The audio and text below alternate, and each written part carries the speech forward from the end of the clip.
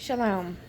I am going to try to look more into the little hole on my phone today so it doesn't look like I'm looking down, but it's hard because then I can't really see where the angle of the phone is sometimes, so I'm going to kind of glance down and see where I'm at. I just wanted to talk a little bit more about the journey that I'm on in seeking the truth. I am continuing to question all things, and um, I'm trying to do everything that I can to um, continue to move forward. Um, I definitely do not claim to have everything figured out, um, and I don't believe anyone has everything figured out. I have said since the beginning that I do not throw out the baby with the bathwater, but I also do not eat up the whole plate. So, when I first started out, before I even made any videos or anything like that, before the attack on my family, I was a devout Christian, and I went to Multnomah University, which is a Bible school, and before that I went to George Fox University, and I was involved in their social and behavioral sciences program, and then at Multnomah I was involved in their counseling program to get my master's. I also completed my internship at the men's prison in Salem, Oregon, and I worked in the chapel doing spiritual type counseling, so-called, and I went to Corbin University when I went to Multnomah in order to fulfill the so-called Bible requirements. So my entire life, until this happened, really after 2015, I continued to call myself a devout Christian, though once I was attacked by CPS, I had to do some deep soul searching, and I started to look at things. Not that I wanted to walk away from my faith and try to find something else that was going to work. No, I just started looking at the world differently. I tried to find out what exactly was going on and how these things were happening, and it made me question more and more. So I started just looking into names and what the name of the creator is, and at that time, really what popped up when you started researching was Yeshua. And so I started calling upon Yeshua, and coming out of the holidays and whatnot, and just trying to be less materialistic and not wanting to be involved in anything that what I was learning was related to just man-made indoctrination and religions, not spirituality. Um, After I lost my baby and he was not able to come home with me from the hospital due to these for-profit corporations, these fictional entities that are working under the color of law, but have a huge amount of, I guess you would call it, they don't actually have power, but they've been given support and enforcement by ignorant people, and so they have a false power that they are coming out and actually violating people's rights, men and women, and the rabbit hole goes very deep. So I'm not going to get into all of that. We are living flesh, and we need to remember that, because there is a great big world out there that operates under fictional entities. But I really had to look at my life and continuing to question everything at that point. Really didn't know what to do.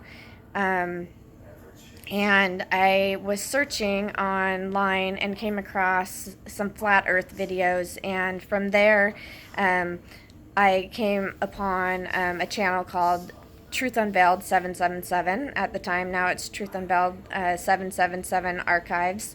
And it made me start to question things deeper as to what is actually going on, the oppression that is occurring around the world. And specifically what's going on with so-called blacks and just the hidden information about their identity and who they are and what has happened to them. And so I started to look at the scriptures differently to see who was being identified within the scriptures, and that is so-called blacks. That is the identity, the descriptions that are given fit so-called blacks. And then from there, I started to look at myself as a so-called white person and feeling like I did back when I was going to school and history class, learning about slavery and the different things. I was ashamed of myself and so-called whites, and just felt horrible. I remember as a child feeling that way and just being not wanting to be a part of that. And then at this time, looking at kind of what was being taught about so-called blacks and so-called whites and the divine creator, which I learned his name to be Yahuwah and then his son to be Yahusha. And so at that time, I continued to learn more and more about the creator and coming out of or growing in the truth, trying to continue to question.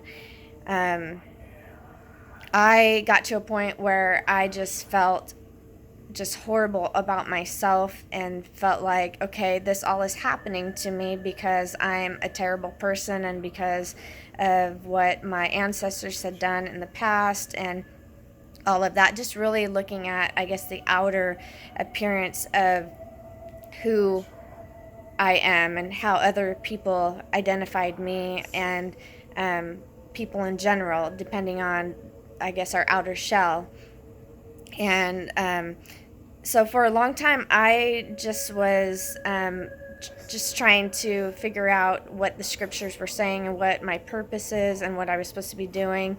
And I really didn't know how to go forward and fight for my children for a long time because I felt like this was just something that I deserved and that that it was in the plan and that I was at a place of being separated from those that I loved because they were in a different place in their lives, and that this was giving me time to grow, but also not knowing kind of what to do. I was feeling very stuck in ways, and then I would get to a point where I'd be like, okay, accepting of it, and this is just how it is, and things will get better.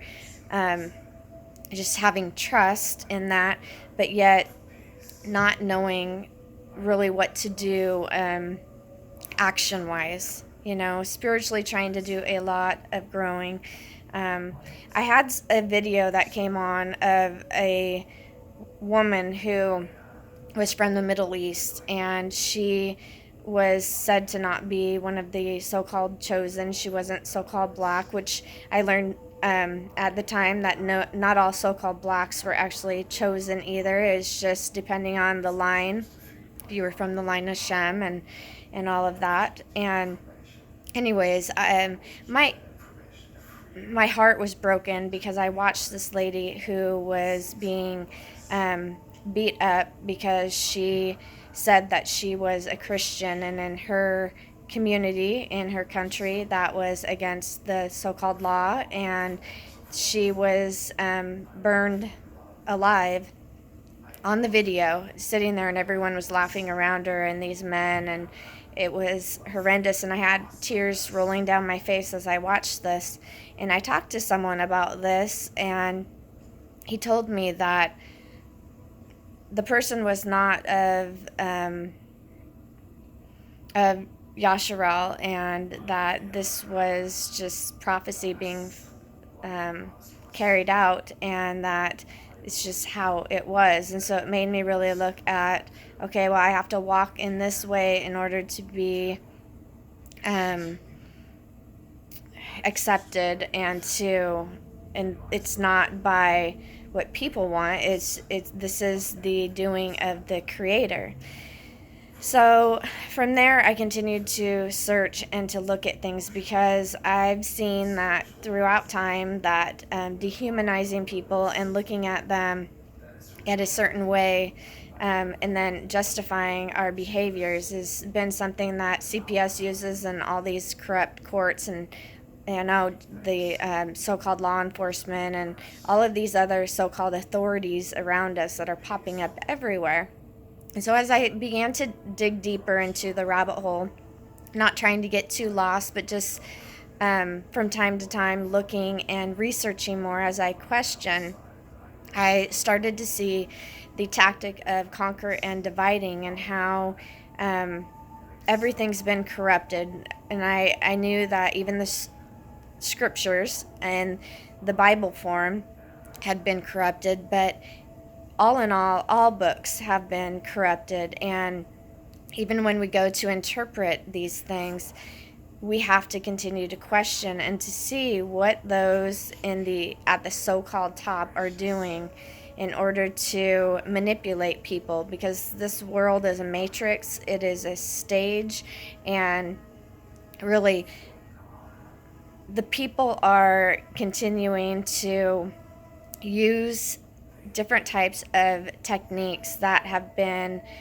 perfected throughout time in order to keep people down, to keep people from coming together, and to just look at the outer shell of people instead of looking within people's hearts. Because, when I see these parents out here who are having their children taken, and I see so-called blacks, so-called whites, all different people who are having this done to them, being falsely imprisoned, and all kinds of things happening. And I know that there is a distortion in the statistics and all these things, so we don't fully know what the numbers are, but we do see that there has been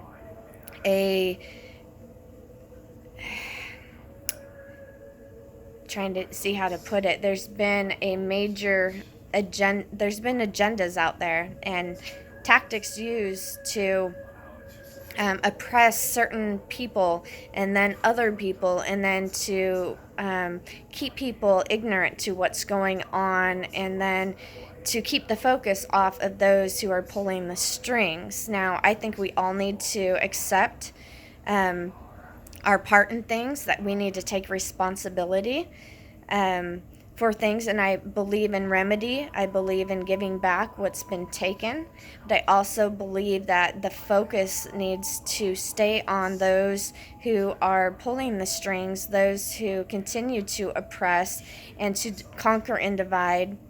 And I believe we need to look at the heart of people, to operate in the heart space, so that we are able to make the world a better place. I think that when we understand that the world operates very much in vibrations, frequencies, and energy, and how this affects people, and how mind control and how all of this is working against men and women and children, our elderly parents, and keeping them in bondage, keeping them from being able to actually realize who we are and who the Creator is.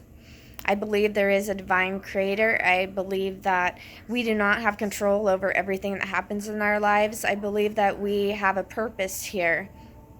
But I do believe that we have the power that's been given to us to carry out positive or negative actions in this earth, on this earth, and that everything that we think and everything that we feel and everything we do affects the rest of the world because of how these frequencies and vibrations operate, and the laws of attraction the laws of the universe are in effect, and that if we can begin to see that the Creator is within all of us, and that we are more than what we have been led to believe, and that we are able to change our own realities, and words are powerful.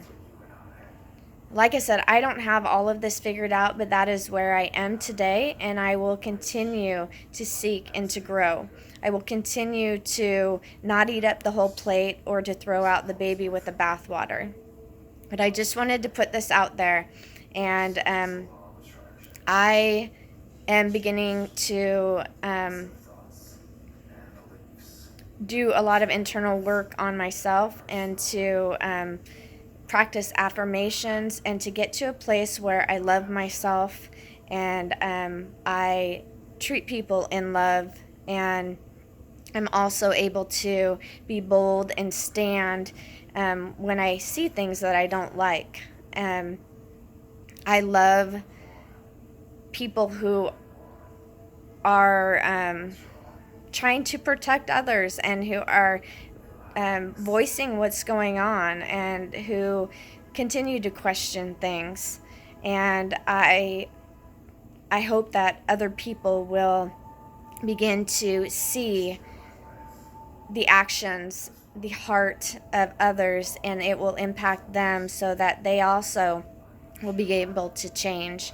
Because the world is getting to a place, and so many children are being taken, for example, and elderly parents, and the property of people, and all of these things are being taken, that it is starting to at least hit home for a lot more people, and to wake people up that there is a problem.